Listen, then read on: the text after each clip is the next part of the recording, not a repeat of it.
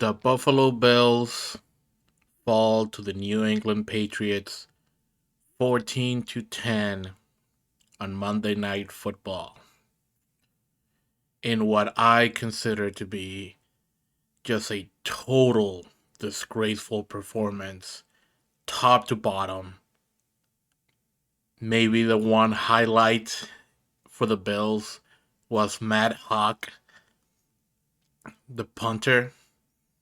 But other than that, coaching staff was atrocious, offense was anemic, and defense looked pathetic. At least as a Buffalo Bills fan, I'm coming around to the realization that this team might not go very far. And just to safeguard myself, I'm starting to already think, they're not even going to make the playoffs this year. And I mean, that's very unlikely. That would be a total team collapse. That means that the Buffalo Bills somehow find a way to lose to Carolina, the Jets, and the Falcons.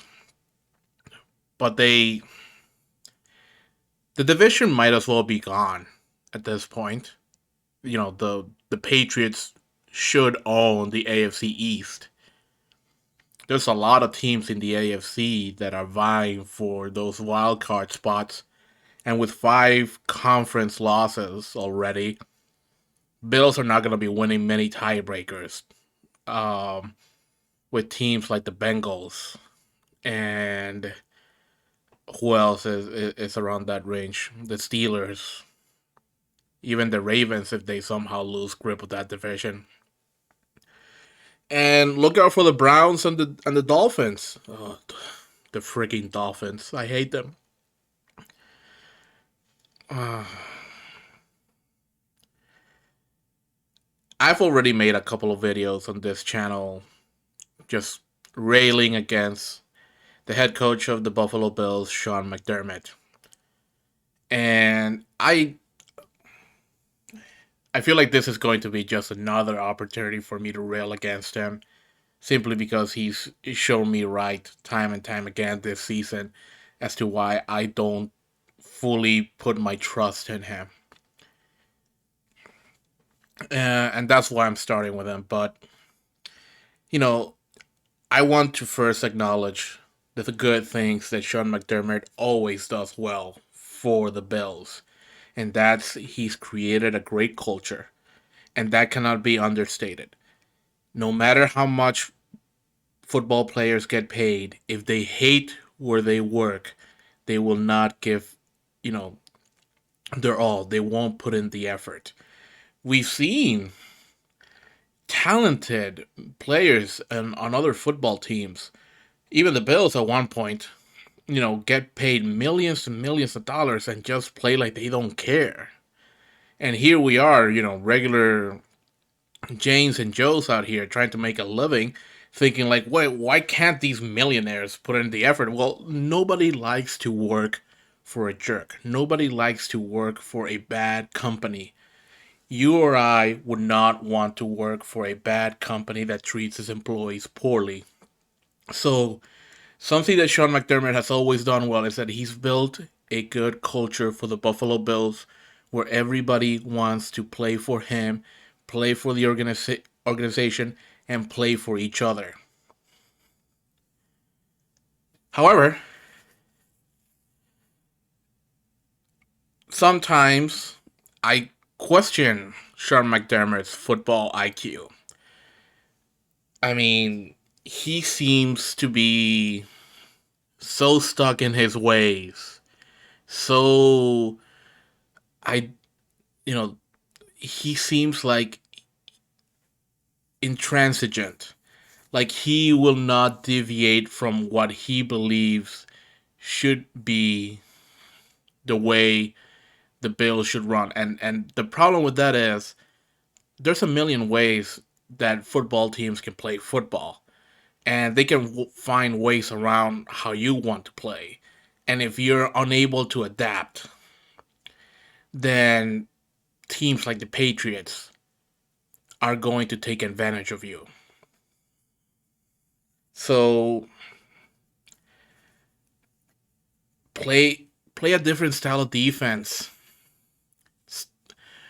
If they are running the ball on every freaking play where Mac Jones only threw for 3 passes in 60 minutes of football, why do you have the cornerback still there?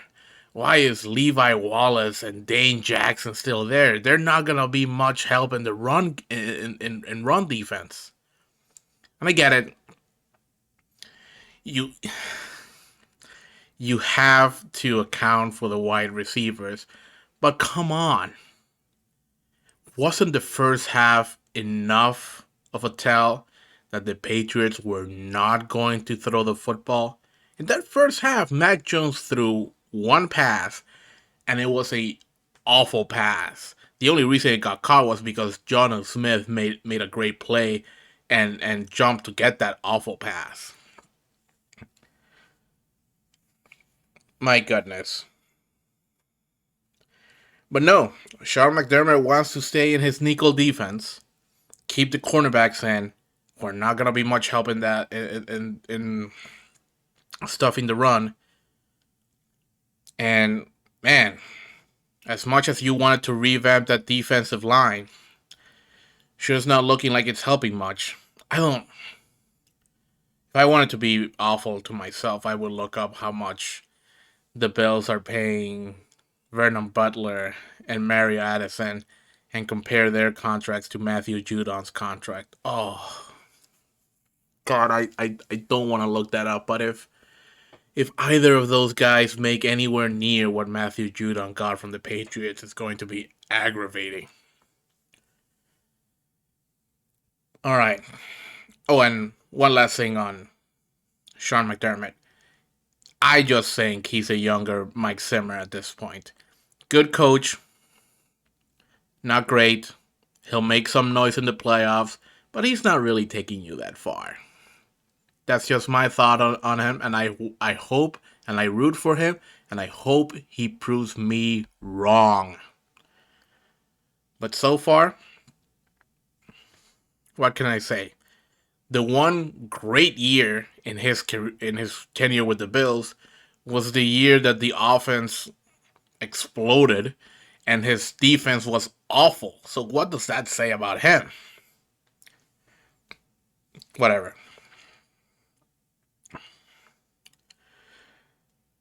Brian Dable. I'm I'm done with you, bud. Best to you. I'm so sorry about your losses this year. It's tough to lose family members, so I really feel like a jerk saying like I cannot stand Brian Dable being the offensive coordinator anymore because I know that he suffers through some awful tragedies that if they happen to me consecutively like it did to him, I would probably not even get out of bed. But to be honest with you, it's just it doesn't look good. I'm not some sort of football expert, but I can tell you that from what I see, he keeps calling these long developing plays on critical moments, and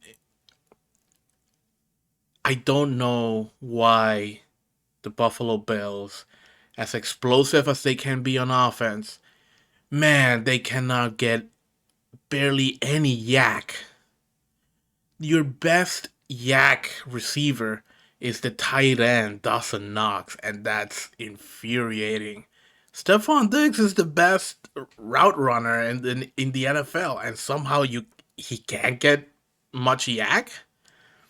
And by yak, I mean yards after catch. I mean, it's just catch the ball, get ready for the tackle, go down, get back to the line of scrimmage. My goodness. And I don't know. That's either that's either a problem with the offense or Josh Allen is not great at throwing the ball with anticipation, and that could be it. But then again, we're looking at some pretty complicated routes that the wide receivers are running. Where was Cole Beasley all game? This would have been a perfect Cole Beasley game. I hope he's not hurt. I don't think so. I don't think I saw him on the injury report other than he got a vet rest day. But this would have been a great, game for Josh Allen to get him the ball on short yardage situations. He's usually good for maybe 1 or 2 yards after the catch. He'll always jump in, put his buddy in harm's way, and fight for at every inch that he can get. Basically invisible. I I can only remember the one catch that he almost made, or that he did get, but it got erased because of a Spencer Brown penalty. As I mentioned in previous videos, it just seems like the explosive offense from the 2020 Buffalo Bills was maybe a lot predicated on one, teams not really expecting Josh to make the gigantic leap that he made, and two, a bunch of broken plays because, quite frankly, this offense is perhaps a little too cute overall. Leslie Frazier, I always feel like giving Leslie Frazier a pass because I just get the feeling that Sean McDermott suppresses what he can do, but defense played well for the most part. I mean, they did hold the Patriots to 14 points. Problem was they held the Buffalo Bills to 10 points. But man, are you serious? You can't stop some of those run plays. My God, the Buffalo Bills are uh, making it look like they're going up against Derrick Henry here. I mean, and run defense has been a problem with Sean McDermott during his tenure with the Buffalo Bills for every season now. I mean, I will never forget the atrocious 2019 game against the Eagles. My God, the Bills made Miles Sanders look like a superstar when he's just an okay running back. And not to mention, again, going back to 2019 when the Bills had an elite defense, quote unquote elite. You know, the game against the Cleveland Browns made Kitchens look like a competent head coach. Whatever. I can't think of anything to criticize Leslie Frazier other than, I don't know, man. Why why are you guys getting bulldozed out there and ragdolled? It's embarrassing to see. I was embarrassed for the players. My God, really? We can't get a little bit stronger in the interior of that defensive line? All right. Moving on to some of the big players on the team itself. Josh Allen. Man, I love that dude. I own two of his Bills jerseys. I own a red one and a blue one. Love the guy. Loved him since the Bills drafted him. I thought he was gonna be Brett Favre meets John Elway, and so far he's proved me right. I know his rookie season was awful, but so was the team, and I know 2019 wasn't great, but he got the job done on those 10 wins that the Bills got. But I'm starting to get a little concerned with him in the sense that, yeah, he has all the physical tools to be a phenomenal quarterback, and he'll continue to get better with age. And as his body starts to not be as fit as it is right now, he'll become a smarter player because I think Josh Allen is a pretty smart guy. He's a very heady player, and I think on some interview, Brandon Bean may have said he got a 36 on the Wonderlic, which the Wonderlic's not some sort of test to measure whether or not you're a genius, but it should at least show that he's a quick decision maker. And to get 36 out of 50, that's not a bad score, in my opinion. But, you know, it it doesn't seem like. Well, let me backtrack on this a little bit. There's a couple of quarterbacks out there that have full control of the offense, and they can easily just disregard their offensive coordinators and the plays that they call, um, and just run it themselves. A good example of this was Peyton Manning. He was basically quarterback and offensive coordinator for his teams. And for a long time, Aaron Rodgers just disregarded whatever Mike McCarthy uh, told him to do and said, like, no, man, you're an idiot. I'm going to run the play that I think is going to be better for this situation. Josh Allen is not that. He's dependent on his offensive coordinator, and it's hard to say that that's a criticism, but at this stage of his career, we cannot expect Josh Allen to overcome bad play calling and bad coaching. He's just not, it's not in him. With good coaching and good play calling, the sky's the limit, but I don't think that he's had that this season. Sure, the Buffalo Bills have a winning record, but it's 7-5. And I don't know if they're gonna beat the Tampa Bay Buccaneers next week. They could. There's a shot.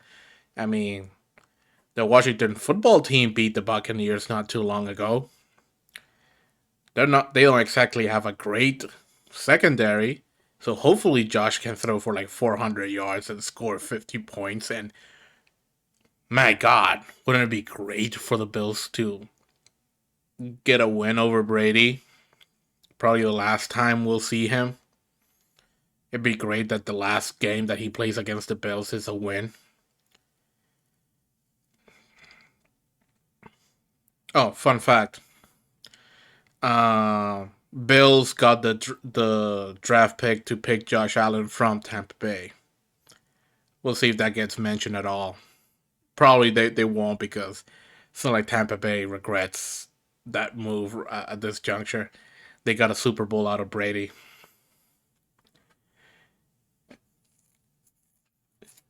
The offensive line, my God, that play where Matthew Judon, he didn't sack Josh Allen, but he got a solid quarterback hit and then just drove him into the ground. Where was Dion Dawkins? I'll tell you where he was. Blocking no one. What's Dawkins' excuse? Oh, he had COVID? Listen, I'm not going to sit here and tell you that COVID is not serious and that it can have long ramifications on a person's body. But please keep in mind, Spencer Brown just came back from just having had COVID, and he was fine this game. And I know that Dion Dawkins was hospitalized during the before the beginning of the season, and his bout with COVID was obviously much more serious than what Spencer Brown had to go through. But I mean, let's not kid ourselves. It's not like Dion Dawkins was the best left tackle out there. He was always kind of dependent on good left guard game, and he hasn't really had a great left guard game next to him. So it's obvious at this point that Dion Dawkins is not the sort of person that can elevate a bad or maybe slightly below average left guard. Which means, in my humble opinion, that Dion Dawkins is himself an average to maybe slightly below average left tackle. And maybe, before Josh Allen broke out, I was kind of okay with the contract that Brandon Bean gave him, thinking, well, it's an affordable deal. Tackles are a premium position in the NFL. They usually get paid a whole lot, and even when Deion Dawkins signed his deal, it wasn't the market setting. And Brandon Bean did get a good deal out of him.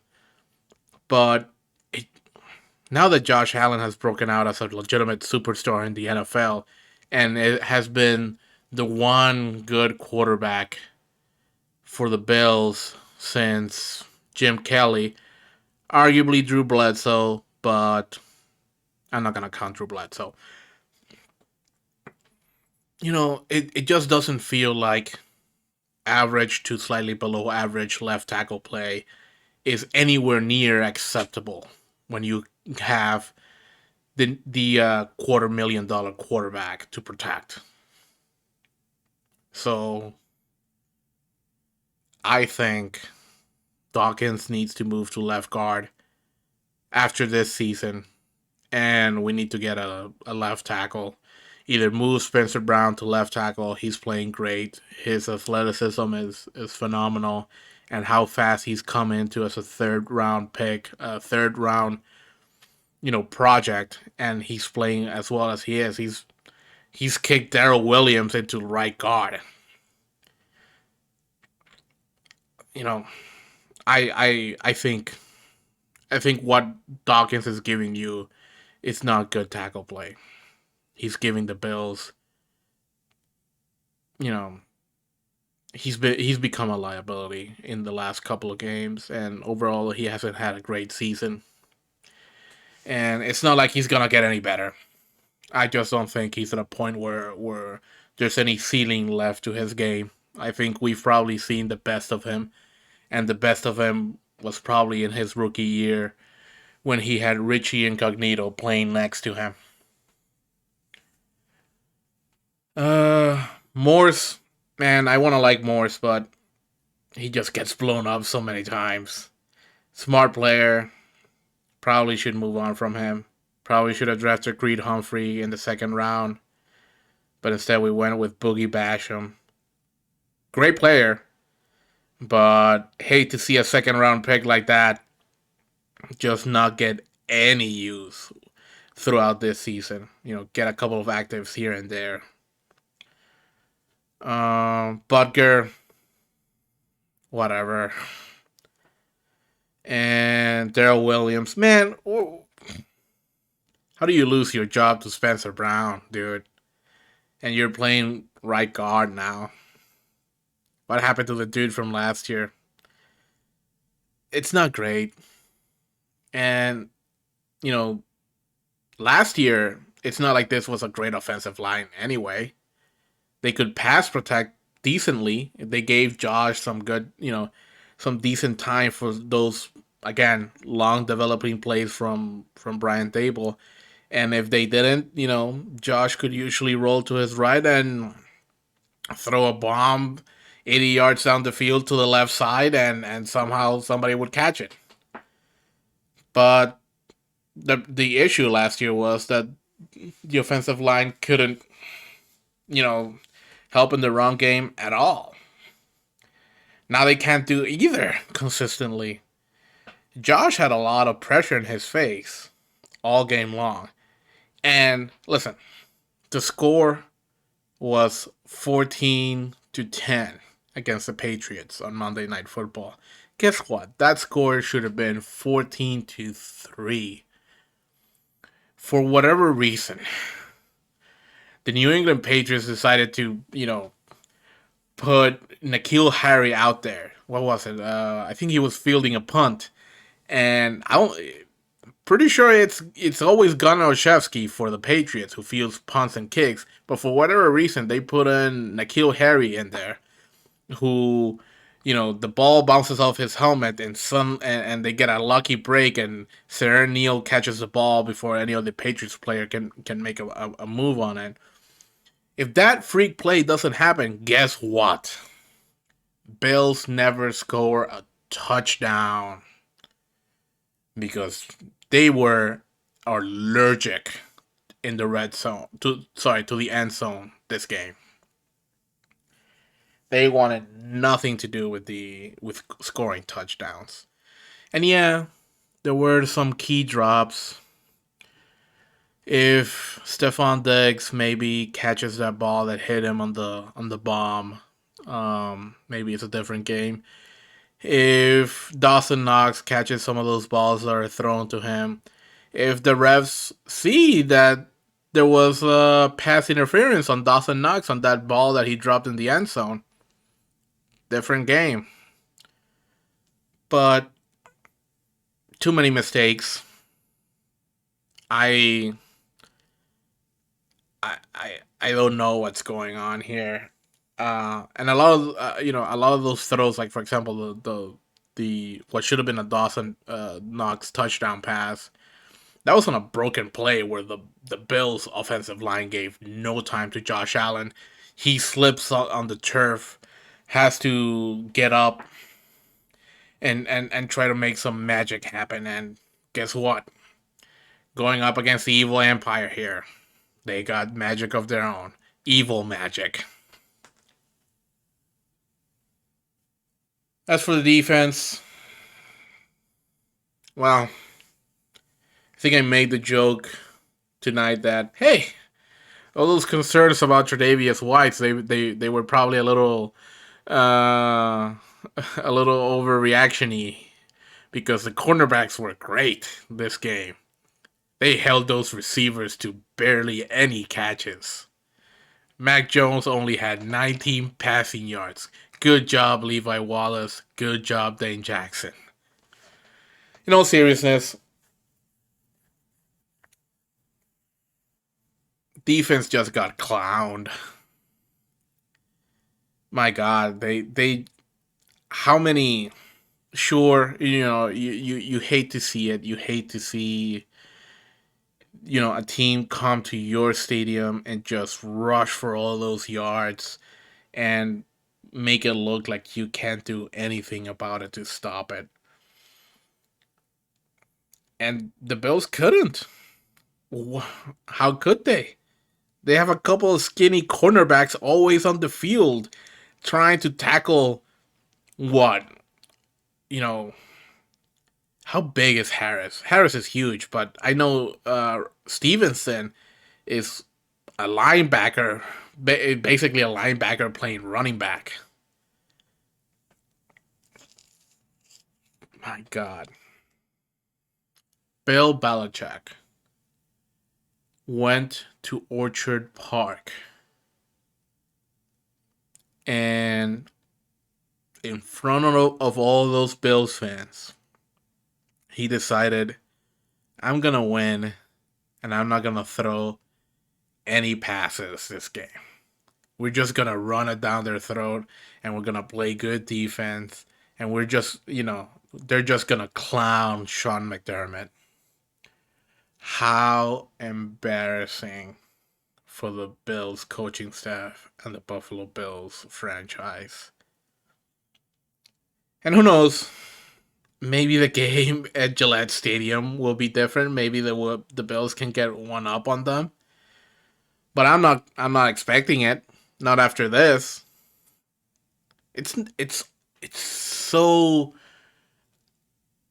it's so clear to me that Sean McDermott is just not the guy to beat Bill Belichick on a consistent basis. And mind you, there's not that many out there. I'm pretty sure Bill Belichick doesn't have a losing record to many coaches out there, if any. But the Patriots are back. Uh, they were gone for the one season, but they're back. And you know what I'm afraid of, and part of the reason why I make the Sean McDermott, Mike Zimmer comparison is that the Buffalo Bills will slowly but surely morph into the Minnesota Vikings equivalent over at the NFC North. Everybody knows that the NFC North is run by the Green Bay Packers. They always have been and always will be, at least for as far as I've been alive on this earth. Um, and the Vikings are always this interesting team where they just refuse to tank. They refuse to go on a full blown rebuild. They're just always tinkering, but um, and they always seem to be in the hunt, or maybe once every 6 years they might win the division by like a little bit. And their coach is pretty good but not great, and they usually have a good team but not great. And that's just where I'm afraid the Bills are heading. The Bills are heading towards, well, we're a good team. We'll vie for the wild card spot every year, but as long as Bill Belichick's there running the Patriots, we're just gonna be looking up at them. And I've heard a couple of online commentators say that, maybe the Bills were too high on themselves and that they needed to be humbled. What what do you mean you need to be humbled? You had one good season. One. Other than that, the Bills have been a poverty franchise since the mid 90s. It's been awful. The best part about the Bills is not even the team itself. Well, sorry, let me retract that. During the drought, the best part about the Bills weren't the Bills themselves, it was Bills Mafia. Part of the reason why I continue to root for the Buffalo Bills is mainly because I love being part of Bills Mafia and going on Twitter and trash talking a little bit here and there and interacting with Buffalo Bills fans, because I think this is a wholesome and fantastic fan base, and I truly love Western New York.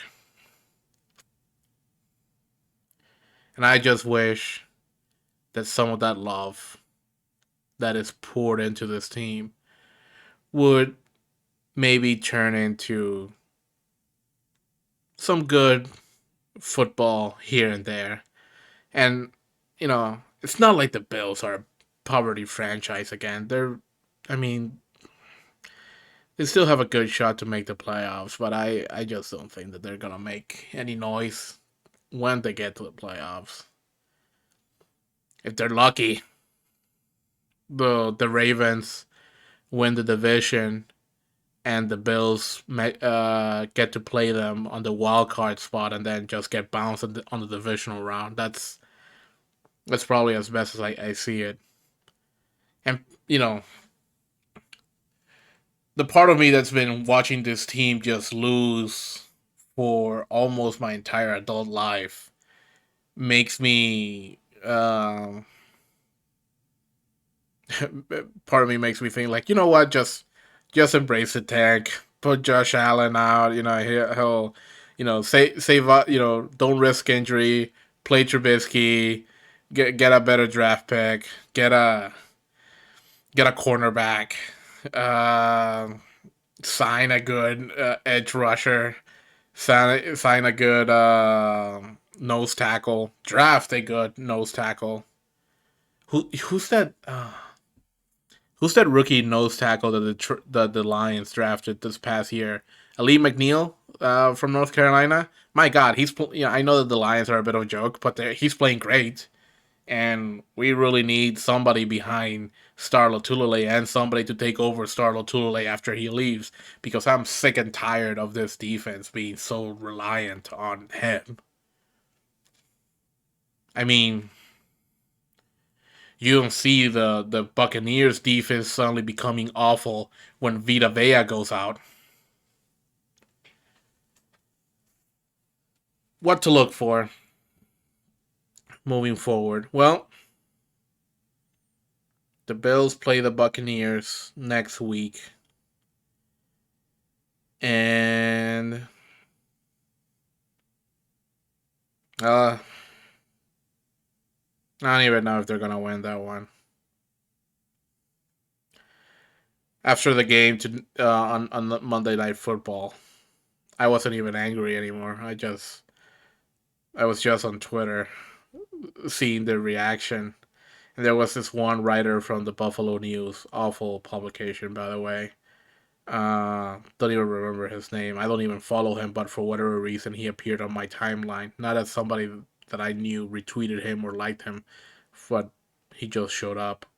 And he described the Buffalo Bills with one word, and that's frauds. And I don't want to call them frauds. I don't think that's what they are. They're certainly underachievers, and they might be underachievers because we had too high of expectations for them.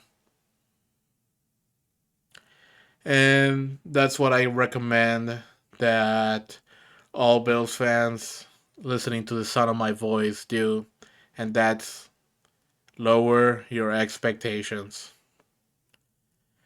and just enjoy football, because guess what? Season's almost over, and then us football fans don't get more football for a while. Anyway, this has been Bryce Vega. Thank you for listening to my rant, and go Bills.